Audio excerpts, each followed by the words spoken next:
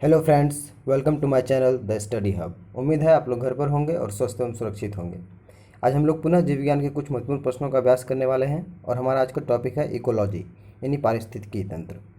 तो चलिए शुरू करते हैं। हमारा आज का पहला प्रश्न है, निम्नलिखित में से खाद्य श्रृंखला यानी फूड चैन का दूसरा पौष्टिक स्तर क्या है? पहला ऑप्शन है घास, दूसरा है चूहा, तीसरा ऑप्शन है सांप और चौथा ऑप्शन है चील। इस प्रश्न का सही उत्तर हो जाएगा ऑप्शन नंबर 2, चूहा। चूहा जो है खाद्य चैन श्रृंखला का दूसरा पौष्टिक स्तर है। हमारा अगला प्रश्न है, इनमें से कौन पारिस्थितिकी तंत्र का जैविक संगठक नहीं है? पहला ऑप्शन है उपभोक्ता, दूसरा ऑप्शन है प्रोड्यूसर, तीसरा ऑप्शन है अपघटक और चौथा ऑप्शन है जलवायु। इस प्रश्न का सही उत्तर हो जाएगा ऑप्शन नंबर 4, जलवायु। जलवायु जो है पारिस्थितिकी तंत्र का जैविक संगठक नहीं है। हमारा अगला प्रश्न है, डॉक्टर ध्रुव ज्योति घोष किस क्षेत्र से संबंधित है? पहला ऑप्शन है खगोल विज्ञान, दूसरा ऑप्शन है बंगाली साहित्य, तीसरा ऑप्शन है पारिस्थितिकी और चौथा ऑप्शन है राजनीतिक। इस प्रश्न का सही उत्तर हो जाएगा ऑप्शन नंबर 3, पारिस्थितिकी। डॉक्टर ध्रुव ज्योति घोष जो है वह पारिस्थितिकी क्षेत्र से संबंधित है। हमारा अगला प्रश्न है,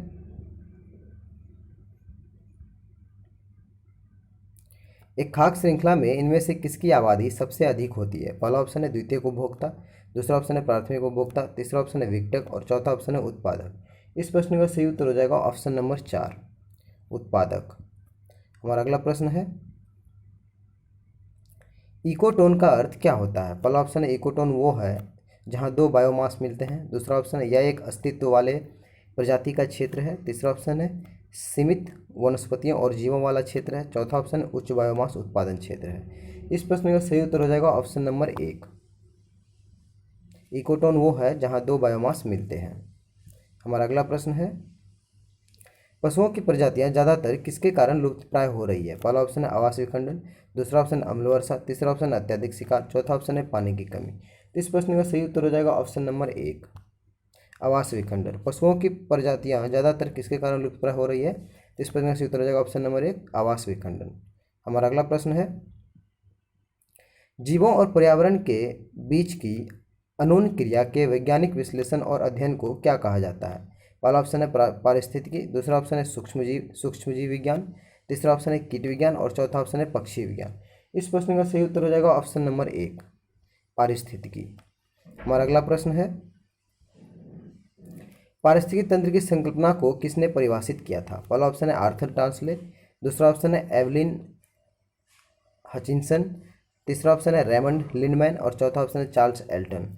इस प्रश्न का सही उत्तर हो जाएगा ऑप्शन नंबर 1, आर्थर टांसले। पारिस्थितिकी तंत्र की संकल्पना को सबसे पहले आर्थर टांसले ने परिभाषित किया था। हमारा अगला प्रश्न है, बायोडायवर्सिटी किसे संदर्भित करती है? पहला ऑप्शन है ठोस कचरे का पुनर्चक्रण, दूसरा ऑप्शन है पृथ्वी पर जीवन की विविधता, तीसरा ऑप्शन है संस्कृति और परंपराओं का संरक्षण, चौथा ऑप्शन है जानवरों और अध्ययन। इस प्रश्न का सही उत्तर हो जाएगा ऑप्शन नंबर 2, पृथ्वी पर जीवन की विविधता। हमारा अगला प्रश्न है, जैव विविधता का क्या उल्लेख करता है? जैव विविधता क्या उल्लेख करता है? पहला ऑप्शन है किसी क्षेत्र के संपूर्ण प्रजातियों को, दूसरा ऑप्शन है किसी क्षेत्र के संपूर्ण पारिस्थितिकी को, तीसरा ऑप्शन है किसी क्षेत्र के संपूर्ण जीन्स को, चौथा ऑप्शन है उपरोक्त सभी। इस प्रश्न का सही उत्तर हो जाएगा ऑप्शन नंबर 1, किसी क्षेत्र के संपूर्ण प्रजातियों को।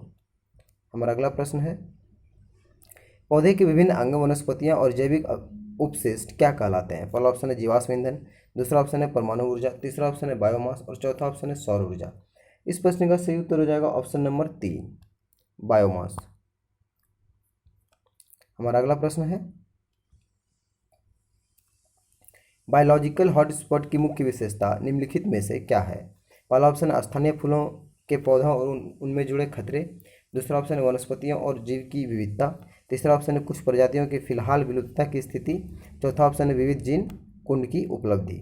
इस प्रश्न का सही उत्तर हो जाएगा ऑप्शन नंबर 3, कुछ प्रजातियों की फिलहाल विलुप्तता की स्थिति बायोलॉजिकल हॉटस्पॉट की मुख्य विशेषता मानी जाती है। हमारा अगला प्रश्न है, इनमें से कौन सा स्तनधारी जीव मानव जनित मौसम परिवर्तन के कारण विलुप्त हो चुका है?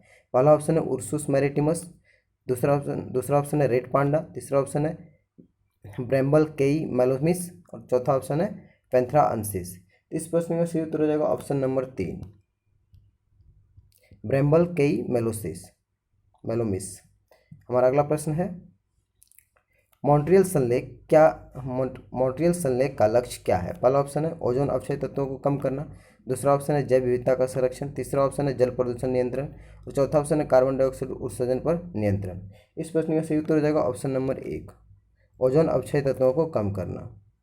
हमारा अगला प्रश्न है, क्योटो प्रोटोकॉल किस वर्ष में प्रभावी हुआ था? पहला ऑप्शन है 2005, दूसरा ऑप्शन है 1997, तीसरा ऑप्शन है 2000 और चौथा ऑप्शन है 2002। इस प्रश्न का सही उत्तर हो जाएगा ऑप्शन नंबर 1, 2005। ध्यान रखिएगा, यहाँ पर क्वेश्चन है क्योटो प्रोटोकॉल किस वर्ष प्रभावी हुआ था। इस प्रश्न का सही उत्तर हो जाएगा ऑप्शन नंबर 1, 2005। हमारा अगला प्रश्न है, अंतर्राष्ट्रीय सौर गठबंधन किसके द्वारा लॉन्च किया गया था? पहला ऑप्शन नरेंद्र मोदी, दूसरा ऑप्शन नवाज शरीफ, तीसरा ऑप्शन है बराक ओबामा और चौथा ऑप्शन जेम्स कैमरून। तो इस प्रश्न का सही उत्तर हो जाएगा ऑप्शन नंबर 1, नरेंद्र मोदी।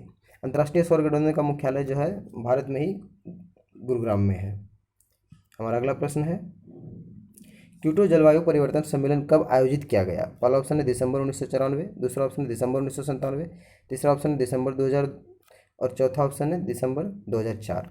इस प्रश्न का सही उत्तर हो जाएगा ऑप्शन नंबर 2, दिसंबर 1997।